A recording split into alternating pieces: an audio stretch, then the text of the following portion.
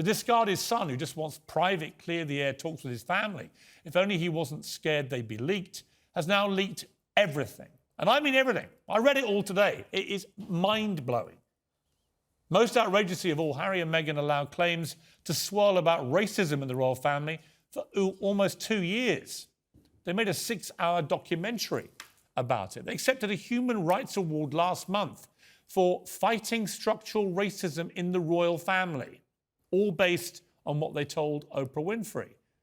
But now Harry's decided that apparently that's not what they meant at all. In the Oprah interview, you accuse members of your family of racism. You don't even... No, we didn't. Well, of... The British press said that. Right. Did Meghan ever mention that they were racist?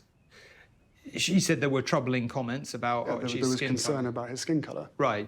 Wouldn't you describe that as essentially racist? I wouldn't, not having lived within that family. The way the British press reacted to that was fairly typical. Neither of us believe that that comment or that experience or that opinion was based in racism. I would like to apologise on behalf of the British press, actually, because he is an unbelievable village idiot, and I think it's all our fault. Honestly, it's not the fact that he was useless at school and got no qualifications, which is why he's doing all this stupid stuff. It's the British press's fault. We're responsible for everything, including his ginger hair. And I'd like to apologise for giving him ginger hair. It's awful. We should never have done it. But let me get this straight on a serious point. The racist British press, blamed for 6 hours straight of that Netflix bilge for hounding Meghan out of our racist country, driven at the top by a racist royal family. Apparently, it's the press that's to blame for saying that Meghan Markle's claims of racism were claims of racism. Now, this had consequences, what they said to Oprah Winfrey.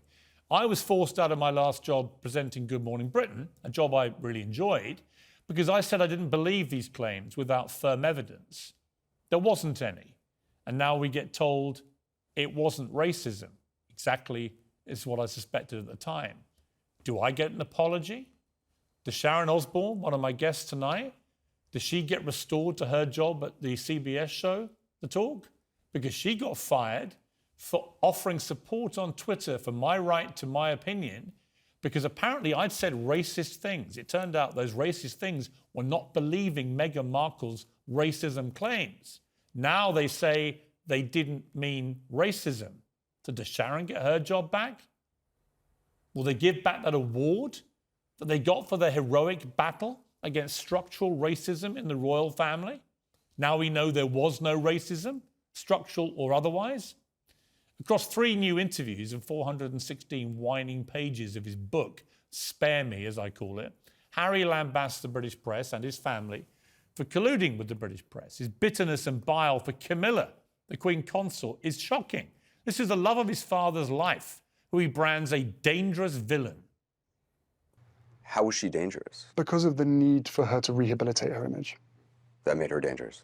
That made her dangerous because of the connections that she was forging within the British press. And there was open willingness on both sides to trade of information. And with a family built on hierarchy, and with her on the way to being Queen Consort, there was going to be people or bodies left in the street because of that.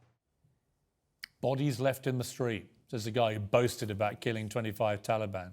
Actual bodies that he left in the street, and then boasted about it, which has now enraged the entire Muslim world. But Camilla was apparently dangerous because she forged relationships with the media, says the man who's pocketed over $100 million by forging relationships with media entities like Netflix, Spotify, Oprah Winfrey, James Corden, CBS, ABC, and so it goes on. He says his brother, the Prince of Wales, attacked him because he was riled by reading stories in the tabloids, but also that his brother placed those stories in the tabloids himself. He slams a memoir by Diana's butler, Paul Burrell, as one man's self-justifying, self-centering version of events. My God, the irony of this! From a man who's literally just produced the single most self-justifying, self-centering version of events imaginable. And if we want any more evidence of Harry's complete loss of self-awareness and utter delusion, it's surely in that claim that the book was never intended to do any harm or hurt to his family. You said you want your father and brother back. Do you think that this book is going to bring them back, or are they going to further divide you? I have thought about it long and hard, and as far as I see it, the divide couldn't be greater before this book. But I genuinely believe that if me and my family can reconcile, can put our differences behind us, but first there needs to be conversation and accountability.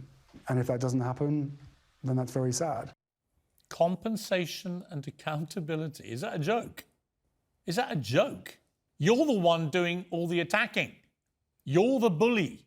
You're the one trashing your family in public, not the family that stayed silent throughout this onslaught that's been going on now for several years.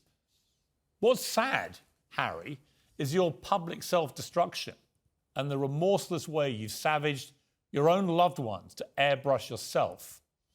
Please don't make my final days a misery, King Charles said to Harry after Prince Philip's memorial.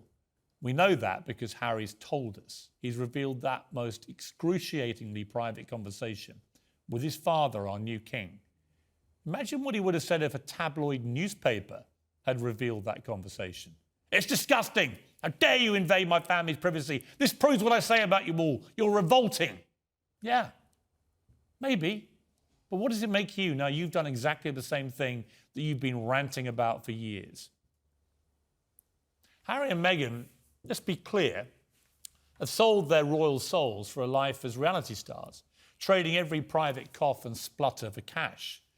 The royal family has said nothing about this volley of abuse. It's maintained a dignified silence, which I think is the correct response. Because without the royal gravitas, without the titles, Harry and Meghan, well, what are they? They're just another version of the Kardashians. They've gone for broke with this latest instalment of The Only Way is Sussex, but we might finally be closing in, hopefully, on the final episode.